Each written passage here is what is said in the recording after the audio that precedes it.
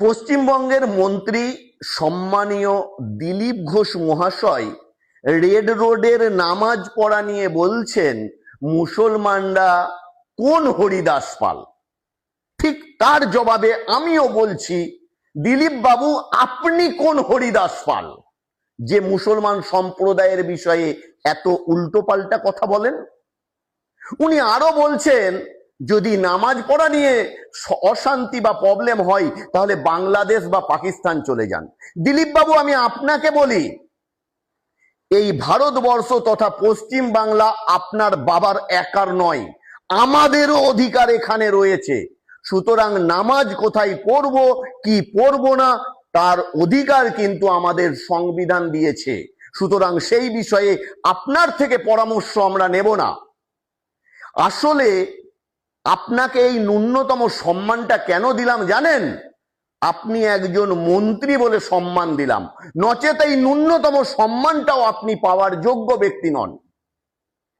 একটা প্রবাদ বাক্য রয়েছে যে নিধনের ধন হলে দিবসে দেখে তারা, আর বাজা মহিলার সন্তান হলে ফাটিয়ে ফেলে পাড়া। আপনাদেরও ঠিক তেমনই অবস্থা হয়েছে, কারণ অনেক দিন অপেক্ষা করে চক্রান্ত করে শেষমেশ লক্ষ লক্ষ কেন্দ্র বাহিনী, ইডি সিবিআই এর ভয় দেখিয়ে এবং ইলেকশন কমিশনারের ভয়ঙ্কর মারি চক্রান্ত করে কোন রকমে সরকারে এসেছেন। তাই আপনাদের মধ্যে এই অহংকারের পাহাড় জমে গেছে। দিলীপ বাবু আপনাকে বলি যে এই অহংকার ভালো জিনিস নয়, কারণ সরকারের ক্ষমতা কিন্তু ক্ষণস্থায়ী আর পাবলিকের ক্ষমতা কিন্তু চিরস্থায়ী। আর আপনি এটা অবশ্যই বুঝতে পারবেন প্রাক্তন মুখ্যমন্ত্রী মমতা বন্দ্যোপাধ্যায়কে দেখে এবং দলনেতা ওই অভিষেক বন্দ্যোপাধ্যায়কে দেখে। তাদের আজকে কেমন অবস্থা হচ্ছে, কালকে যে আপনারও তেমন অবস্থা হবে না এটা কিন্তু ঠিক নয়। তাই আপনাকে বলি, বর্তমানে বাংলায় এখন ডিমের খুব ঘটনা চলছে, নেতা মন্ত্রীদের ডিম মারা হচ্ছে।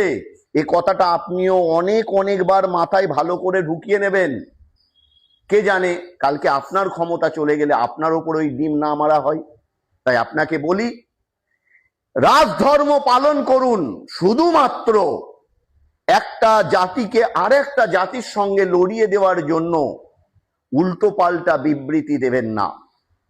আর সমস্ত আমার বন্ধুদের বলবো এই ভিডিওকে বেশি বেশি করে শেয়ার করবেন, কমেন্ট করবেন এবং আমার পেজকে অবশ্যই আপনারা ফলো করবেন। কারণ আমি সর্বদা জাতি, ধর্ম, বর্ণ, রাজনীতি নির্বিশেষে সত্যকে আপনাদের সামনে তুলে ধরি এবং সর্বদা অন্যায়ের প্রতিবাদ করি বিনা ভয়ে, শির দ্বারা সোজা রেখে।